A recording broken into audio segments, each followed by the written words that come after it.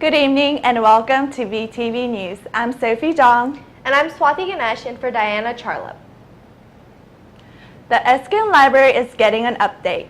The Eskin family recently donated an astounding $6 million to the Annette and Erwin Eskin Biomedical Library. The money will help support the $12.9 million renovation to the center that will help accommodate the new innovative curriculum of the School of Medicine. The renovation is expected to be complete within 18 months. Upon renovation, the library is expected to be renamed as the Annette and Erwin Family Biomedical Library and Learning Center to support the late Erwin Eskin's passion for training and teaching the next generation of scientists. This new learning space is expected to expand the scope of learning for students of all 10 Vanderbilt schools who visit the library. Vanderbilt had a visitor who incited much reaction among the student body last week. Conservative commentator Milo Yiannopoulos spoke at Vanderbilt last Tuesday as part of his college tour. He shared his thoughts on what would happen if Hillary Clinton fills the potentially vacant Supreme Court seats.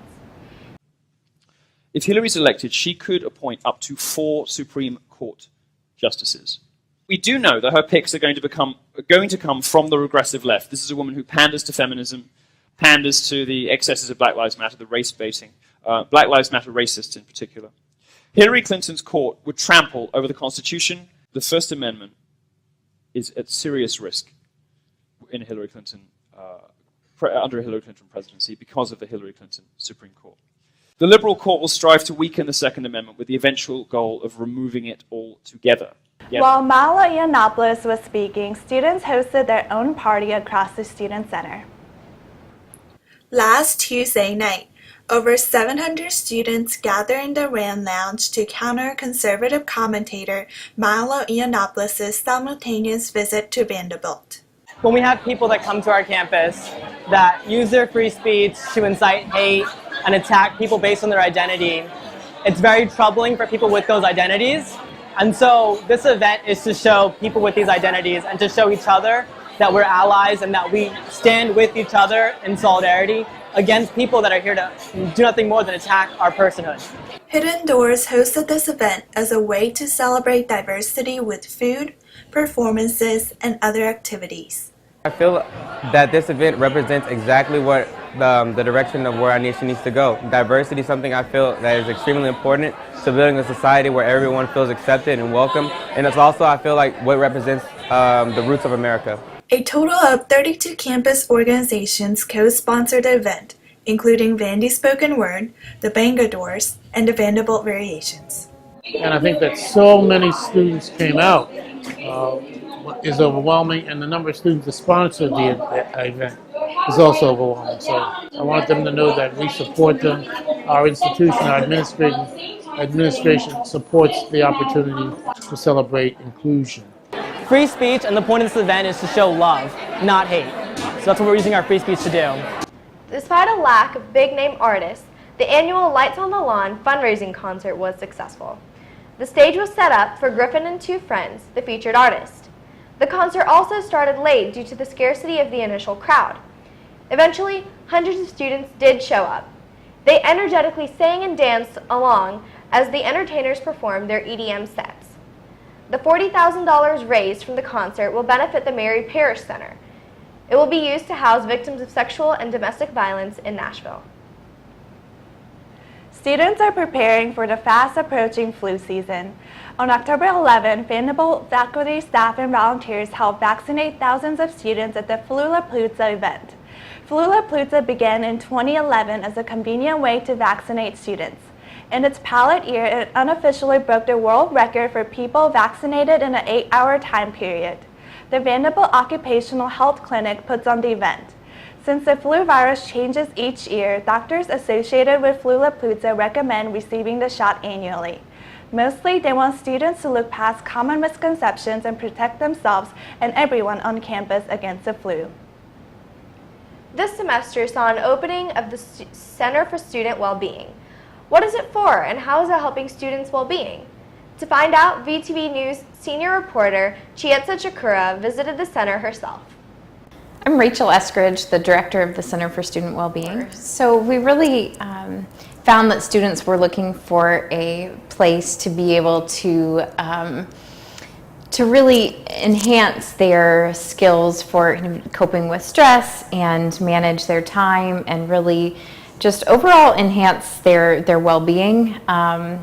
Here are the people you are most likely to meet if you go to the Center of Student Wellbeing.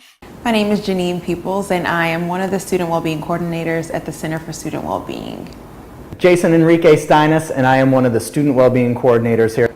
Hi, I'm Samantha York, the Academic Skills Coach. Hi, my name is Catherine Drodas-Cuthbert, and I'm Student Wellbeing Coordinator. So we offer several different services at the Center for Student Wellbeing. We are available to do individual coaching appointments with students. We also offer workshops in the areas of mindfulness, resilience, alcohol and other drug education, and a time management workshop.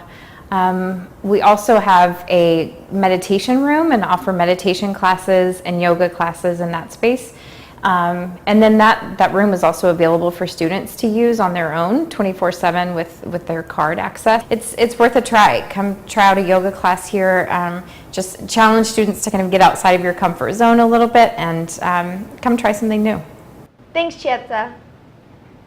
This Halloween at Vandy will be a little different compared to Halloweens in the past, as the Westboro Baptist Church is expected to come to Vandy to preach against the university's use of trans pronouns as part of their God Hates Trannies preaching tour. WBC will protest at Vandy from 11:10 to 11:40 a.m. after protesting from 10:30 to 11 a.m. at Belmont. The church will then go on to protest at Out Central, Nashville's LGBT Center. WBC's hateful signs have earned them an infamous name, and their visits to these universities and the LGBT Center will have unfortunate consequences. Vandy's bicentennial oak has recently been recognized as a landmark tree by the Tennessee Urban Forestry Council. This designation is usually given to trees that are, quote, commonly recognized as an established and familiar feature of the community or can be confirmed as a significant part of the community's heritage. The oak is located in front of Central Library and is one of the largest trees on campus. It is more than 200 years old and predates the university itself. Now for this week's sports news, here's VTV sports correspondent Madison Foglio. Hi, I'm Madison Foglio, and this is the weekly sports update. Vanderbilt picked up its biggest win in the Derek Mason era last Saturday, knocking off Georgia 17-16 in Sanford Stadium. It marked the first SEC road win in Mason's 3 seasons. The Commodores also won in Athens for the first time since 2006. Linebacker Zach Cunningham tackled Georgia's Isaiah McKenzie on the 4th and 1 at the 41 with about 1 minute remaining to clinch the victory. Over the weekend, the Vanderbilt women's lacrosse team wrapped up their final play day of the fall on a high note, beating number 9 Louisville and number 21 Ohio State at the United States Naval Academy in Annapolis, Maryland. The Commodores hope to carry this momentum into their regular season in their home opener against Kennesaw State on February 11th. We hope to see you there. Moving on to soccer, the Commodores soccer team will be playing a conference game against the University of South Carolina on Thursday, October 26th at 7 p.m. This game will mark the second to last game to be played at home. The Commodores hope to recover from their last game as they fell 2-1 last week against Missouri.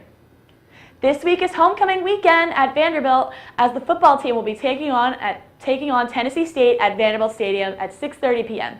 Make sure to go show your support at the game as they hope to continue their winning streak from last week. That's all we have for this week on sports. For more information about Vanderbilt sports, visit vucommodore.com. Thanks, Madison. Now for this week's weather, here's VTV weather correspondent Tajira Bonner. Hi, I'm Tajira Bonner, and this is your weekly weather forecast. Today, there's a 40% chance of scattered showers throughout the day.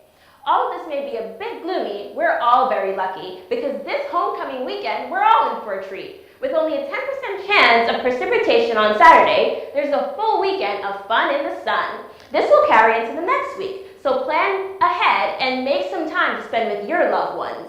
This is Tajira Bonner for VTV News. Let's take it to Sophie and Swati. That's all for tonight's broadcast. Thanks for watching VTV News. I'm Sophie Jong. And I'm Swati Ganesh. Tune in next week for more top stories.